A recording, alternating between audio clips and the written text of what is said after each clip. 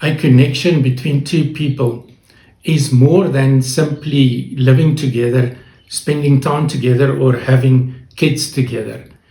It is made up of 4 dimensions. Everyday connection is the result of feeling heard during ordinary moments.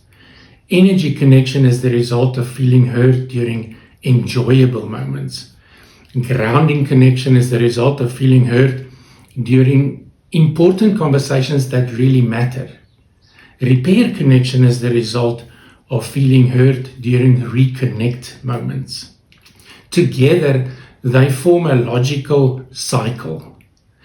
A mistake is to neglect any one of the 4. You need everyday connection to stay close.